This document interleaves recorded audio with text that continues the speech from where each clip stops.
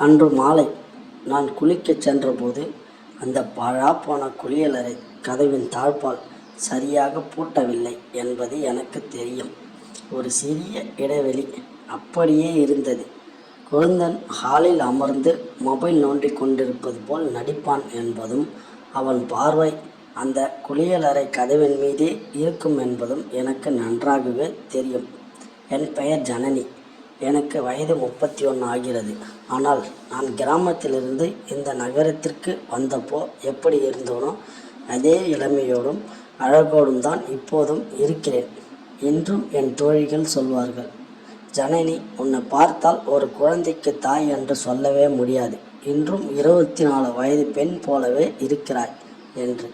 அதை கேட்கும்போது உள்ளுக்குள் ஒரு சின்ன மகிழ்ச்சி எனக்குள் ஏற்படும். நான் வெளியே செல்லும்போது பலரின் பார்வைகள் என் மீது விழுவதை நான் கவனித்திருக்கிறேன். ஆனால் ஒரு புன்னகையோடு அதை கடந்து விடுவேன். என் வீட்டில் நானும் என் கணவரின் தம்பியான என் குழந்தனும் ஆகாஷ் மட்டும்தான் இருக்கிறோம். ஆகாஷுக்கு இப்போது 23 வயது. நல்ல உயரம், கம்பீரமான தோற்றம் கொண்டவன்.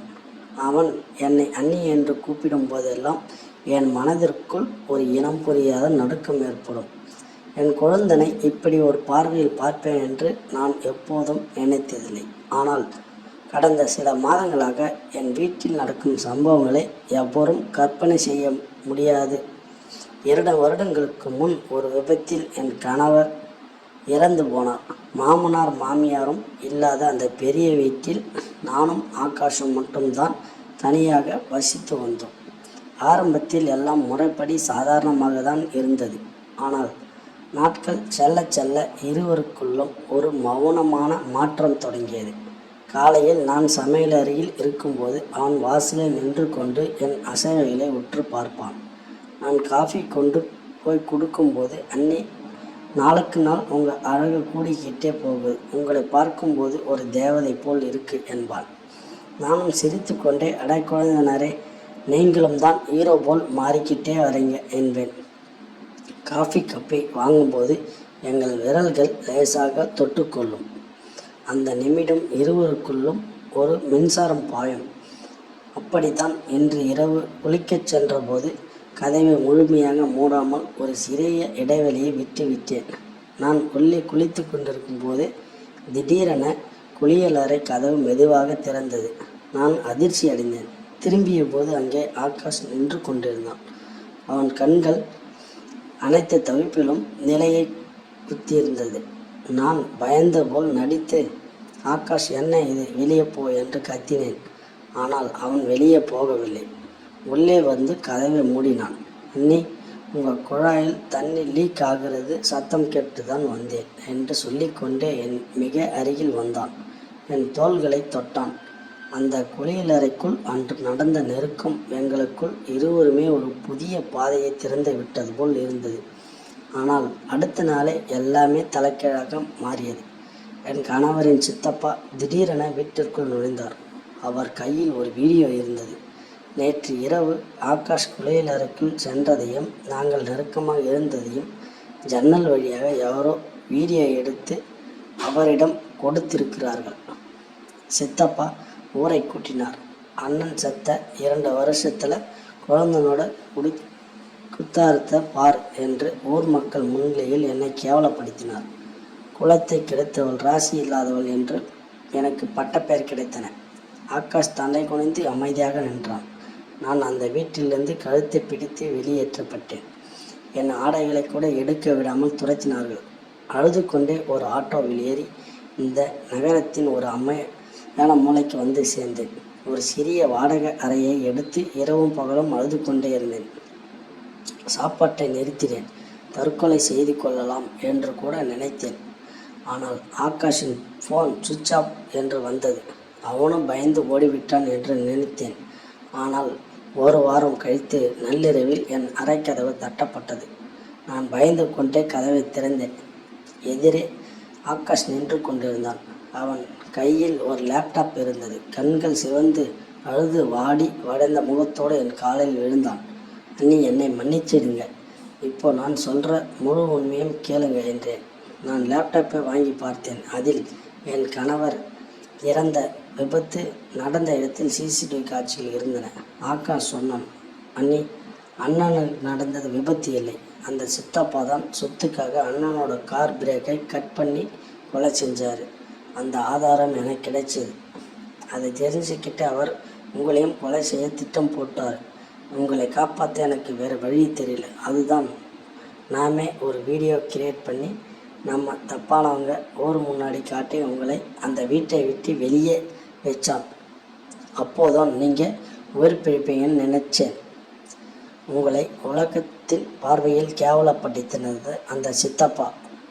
உங்களை விட்டு சொத்து மட்டும் எழுதி அமைதியானோன்னு எனக்கு தெரியும் என்று கதறினான்.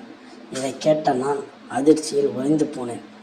எனக்காக தன் மானத்தை இழந்து இவ்வளவு தூரம் காப்பாற்றி இருக்கேனே என்று நினைத்து அவனை இறுக்கமாக கட்டி கொண்டு அழுதேன்.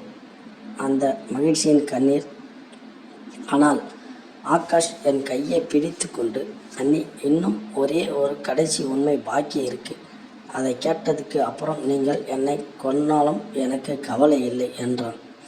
அவன் குரலில் ஒரு பயங்கரமான நடுக்கம் இருந்தது. நான் திகைத்து போய், இன்னும் என்ன ஆகாஷ் என்று கேட்டேன். அவன் தரையில் அமர்ந்து கைகளை கூப்பிக்கொண்டு சொன்னான், அண்ணி, அண்ணனை சித்தப்பா கொலை செய்யலை, நான் தான் கொலை செஞ்சேன். 3 வருடங்களுக்கு முன்னாடி நீங்கள் இந்த வீட்டுக்கு வந்தப்போ எனக்கு உங்களை ரொம்ப பிடிச்சிருந்தது.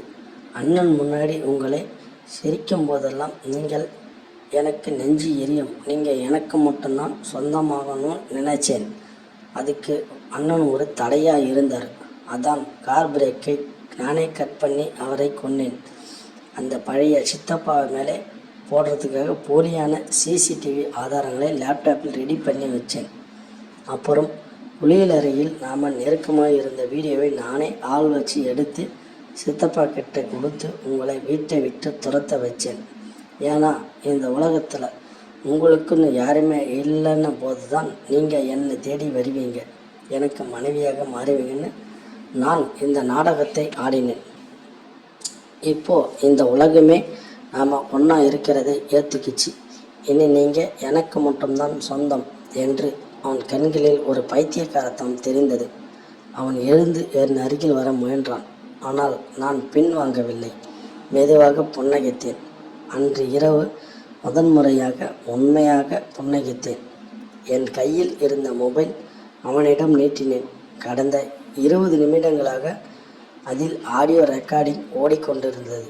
அவனுடைய ஒட்டுமொத்த ஒப்புதல் வாக்குமூலமும் அதில் பதிவாகி இருந்தது. நான் சொன்னேன், ஆகாஷ், நீ ஒன்றை மறந்து விட்டாய். நான் கணவனை இழந்தவள் தான், ஆனால் முட்டாள் அல்ல.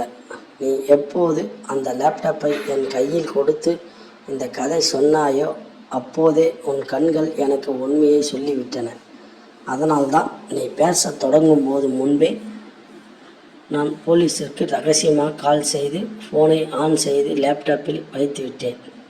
அடுத்த சில நொடிகள் என் அறைக்கதவு உடைக்கப்பட்டு இன்ஸ்பெக்டர் உள்ளே நுழைந்தார். ஆகாஷின் கையில் விலங்குகள் பூட்டப்பட்டது. அவன் என்னை அதிர்ச்சியோடு பார்த்தான். நான் அவனது கண்களை பார்த்து கொண்டே கடைசியாக சொன்னேன், என்னை அடைவதற்காக நீ என் கணவரை கொன்றாய். ஆனால் உனக்கு தண்டனை பெற்று தருவதற்காகவே என்னை நானே அசிங்கப்படுத்தி கொள்ள அனுமதித்தேன். இப்போது தான் நான் உண்மையிலேயே சுதந்திரமானவள். போலீஸ் அவனை இழுத்து சென்றது. இன்று நான் தனியாக இருக்கிறேன், ஆனால் நிம்மதியாக இருக்கிறேன். உலகம் என்னை எப்படி நினைத்தால் எனக்கு என்ன? என்னிடம் இப்போது நான் எழுதிய உண்மையான வாழ்க்கை வரலாறு இருக்கிறது. நண்பர்களே, இந்த கதையிலிருந்து நாம் கற்றுக்கொள்ள வேண்டிய பாடம் என்னவென்றால், அடுத்தவன் மனைவி மீது அல்லது தவறான உறவின் மீது வைக்கும் பேராசை ஒருபோதும் நல்ல முடிவை தராது. அது நமது வாழ்க்கையை அழித்துவிடும். சில நேரங்களில் நமக்கு மிக நெருக்கமானவர்களே நம்மை பாதுகாப்பவர் போல் நடிப்பார்களே, நமக்கு பின்னால் இருக்கும் மிகப்பெரிய ஆபத்து இருக்கலாம். எப்போதும் எச்சரிக்கையாக இருங்கள்.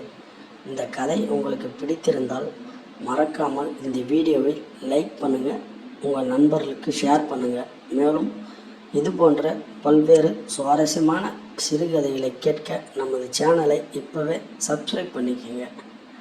நன்றி, வணக்கம்.